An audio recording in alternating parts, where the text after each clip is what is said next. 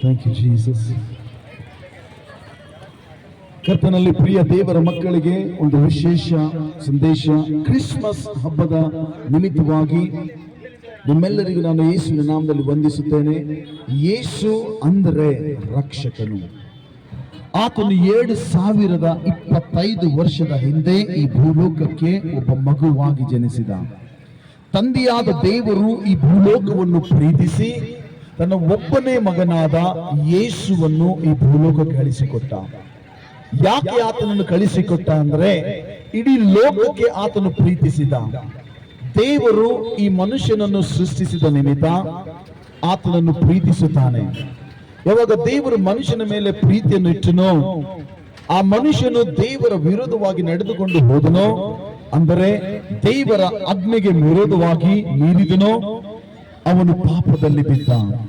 ಯಾವಾಗ ಅವಿಧನಾದನೋ, ದೇವರ ದಂಡನೆ ಆತನ ಮೇಲೆ ಬಂತು. ಹಾಗೆ ಅವನು ದೇವರ ಸನ್ನಿಧಿಯಿಂದ, ದೇವರ ಪರದೈಸಿನಿಂದ ಆತನು ಹೊರಗಡೆ ಹಾಕಲ್ಪಟ್ಟ. ಯಾವಾಗ ಅವನು ಮನೆಯಿಂದ ಹೊರಗಡೆ ಹೋದನೋ, ಅಲ್ಲಿನಿಂದ ದೇವರಿಗೆ ಬಹಳ ದುಃಖವಾಯಿತು. ಯಾಕಂದರೆ ದೇವರು ಮನುಷ್ಯನನ್ನು ಉಂಟು ಮಾಡಿರುವುದು ಬೇರೆ ಯಾವ ರೂಪದಲ್ಲ, ತನ್ನ ಸ್ವಂತ ರೂಪದಲ್ಲಿ. ಹೇಗೆ ತಂದೆ ಇದ್ದಾನೋ ಹಾಗೆ ನಾವಿದ್ದೇವೆ. ಆತನು ನಮ್ಮನ್ನು ಪ್ರೀತಿಸಿ ಈ ಭೂಲೋಕದಲ್ಲಿ ಉಂಟು ಮಾಡಿದಾಗ, ಈಗ ನಾವು ಒಂದು ಪಾಪ ಮನುಷ್ಯನಿಗೆ ಈ ತಂದೆಯಿಂದ ಅಗಲ ಮಾಡಿದ ನಿಮಿತ್ತ ಆತನಿಗೆ ದುಃಖವಾಯಿತು. ಈ ಮರಣದ ಈ ಒಂದು ಪಾಪದ ನಿಮಿತ್ತ ಭೂಲೋಕಕ್ಕೆ ಮರಣ ಬಂತು. ಅವಾಗ ದೇವರು ಅನ್ಕೊಂಡ, ಈ ಮನುಷ್ಯನನ್ನು ನಾನೇ ಸೃಷ್ಟಿಸಿದ್ದೀನಿ, ನನ್ನ ಹಾಗೆ ಸೃಷ್ಟಿಸಿದ್ದೀನಿ, ಇದು ನನ್ನ ಮಗನು ಎಂಬುದಾಗಿ. ತಿರುಗಿ ಈ ಮಗನನ್ನು ನಾನು ಸ್ವೀಕಾರ ಹೇಗೆ ಮಾಡಬೇಕು? ಯಾವಾಗ ದೇವರು ತಾನು ಒಂದು ಆಜ್ಞೆ ಕೊಟ್ಟಿದ ಮೇಲೆ ದಂಡನೆ ಕೊಡುವುದಕ್ಕೆ, ಪಾಪಕ್ಕೆ ದಂಡನೆ ಇದೆ. ವಾಕ್ಯವಿದೆ, ಪಾಪವು ಕೊಡುವ ಸಂಬಳ ಮರಣ. ಯಾವಾಗ ದೇವರು ಈ ಆಜ್ಞೆಯನ್ನು ನೇಮಿಸಿದನೋ, ಈಗ ಅವನು ಮಾಡಿದ ಪಾಪದ ನಿಮಿತ್ತವಾಗಿ ಒಂದು ಮರಣ ಬೇಕಾಯಿತು. ಹಾಗಾಗಿ ದೇವರು ಅನ್ಕೊಂಡ, ನಾನು ಸೃಷ್ಟಿ ಮಾಡಿದ ಮನುಷ್ಯನಿಗೆ ನಾನು ಮರಣ ಒಪ್ಪಿಸುವುದಿಲ್ಲ. ಮನುಷ್ಯನು ಏನ್ ತಪ್ಪು ಮಾಡಿದನು? ಅವನು ನನ್ನ ಸ್ವರೂಪದಲ್ಲಿ ಉಂಟು ಮಾಡಿದನೆ. ಆದರೆ ಈ ಮನುಷ್ಯನ ಪರವಾಗಿ ನಾನೇ ಆತನ ನಿಮಿತ್ತವಾಗಿ ನಾನು ಈ ಭೂಲೋಕಕ್ಕೆ ಹೋಗಿ ನನ್ನ ಪ್ರಾಣವನ್ನು ಕೊಡುವೆನೆಂಬುದಾಗಿ ಆತನು ಅನ್ಕೊಂಡ. ವಾಕ್ಯ ಇರ್ತದೆ, ಯೋಹಾನ ಬರೆದ ಸುವಾರ್ತೆ 3ನೇ ಅಧ್ಯಾಯ 16ನೇ ವಚನ. ದೇವರು ಲೋಕವನ್ನು ಪ್ರೀತಿಸಿದ, ಈ ಪ್ರೀತಿ ಈ ಭೂಲೋಕಕ್ಕೆ ಎಳೆದುಕೊಂಡು ಬಂತು. ಇವತ್ತು ಈ ಪ್ರೀತಿಯ ಸಂದೇಶ ಮನುಷ್ಯನಿಗೆ ತಂದೆಯೊಳಗೆ, ದೇವರೊಂದಿಗೆ, ತಂದೆ ಮತ್ತು ಮಗ ಒಂದಾಗಬೇಕಂದರೆ ಈ ಪ್ರೀತಿಯ ಕಾರಣ. ಸೊ ದೇವರು ಮನುಷ್ಯನಾಗಿ ಈ ಭೂಲೋಕಕ್ಕೆ ಯೇಸು ಎನ್ನುವಂತಹ ಹೆಸರಿನಿಂದ ಒಂದು ಗುಡ್ ನ್ಯೂಸ್ ಅನ್ನು ತೆಗೆದುಕೊಂಡು ಬಂದ. ಯೇಸು ಅಂದರೆ ರಕ್ಷಕ. ಪಾಪದಿಂದ, ಶಾಪದಿಂದ, ರೋಗದಿಂದ, ಬಡತನದಿಂದ, ಎಲ್ಲ ತರವಾದ ಅವೀದ್ಯತೆಯಿಂದ ಬಿಡಿಸಲಿಕ್ಕೆ ಇವಾಗ ಇನ್ನು ಮುಂದೆ ಈ ಒಂದು ಶಾಪ, ಈ ಪಾಪ, ಇದು ಯಾವುದು ಮನುಷ್ಯನು ಹೊತ್ಕೊಳ್ಬೇಕಾಗಿಲ್ಲ. ಈ ಮರಣ ಮನುಷ್ಯನು ಹೊತ್ಕೊಳ್ಬೇಕಾಗಿಲ್ಲ. ಈ ಯೇಸು ರಕ್ಷಕ. ಅಂದ್ರೆ ಯಾವ ರಕ್ಷಕ?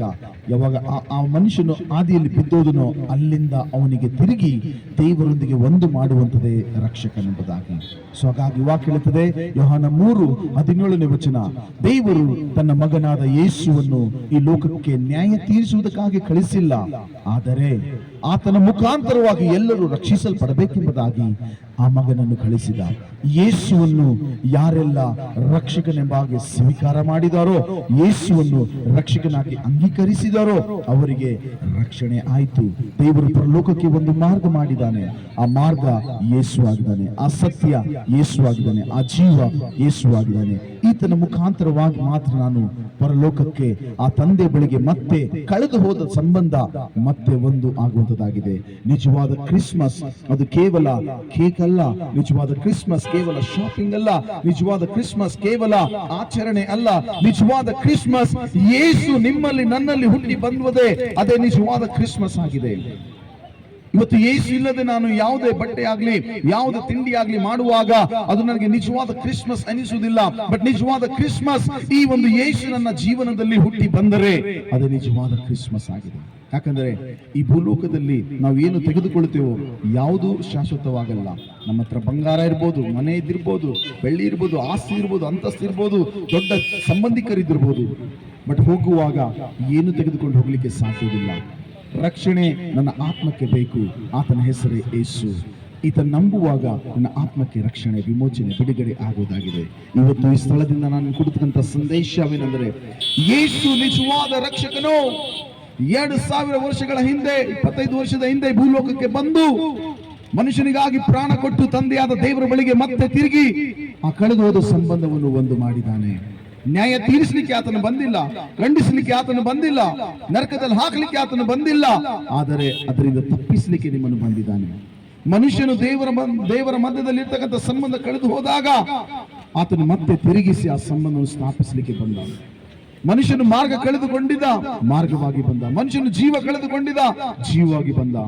ಸತ್ಯ ಆತನಿಗೆ ಗೊತ್ತಿರಲಿಲ್ಲ, ಅದರಿಂದ ನಾನೇ ಸತ್ಯ, ಜೀವ, ಮಾರ್ಗವಾಗಿದ್ದೇನೆ. ನಿಜವಾದ ಕ್ರಿಸ್ಮಸ್ ಯೇಸುವನ್ನು ತಿಳಿದುಕೊಂಡಾಗ ಜೀವಿಸುವಂತ ಕ್ರಿಸ್ಮಸ್ ನಿಜವಾದ ಕ್ರಿಸ್ಮಸ್ ಆಗಿದೆ. ಯೇಸು ನಾಮಕ್ಕೆ ಸ್ತೋತ್ರ. ಈ ಸಂದೇಶ ನಿಮ್ಮನ್ನು ಆಶೀರ್ವಾದ ಮಾಡಿ ನಿಮ್ಮ ಕುಟುಂಬ ರಕ್ಷಣೆ ಪಡಲಿ. ಇವತ್ತಿನಿಂದ ನಿಮ್ಮ ಜೀವನದಲ್ಲಿ ಯೇಸು ರಕ್ಷಕನಾಗಿ ಬಂದರೆ ನಿಜವಾದ ಕ್ರಿಸ್ಮಸ್ ನಿಮ್ಮ ಲೈಫಲ್ಲಿ. Amen. God bless you. Thank you.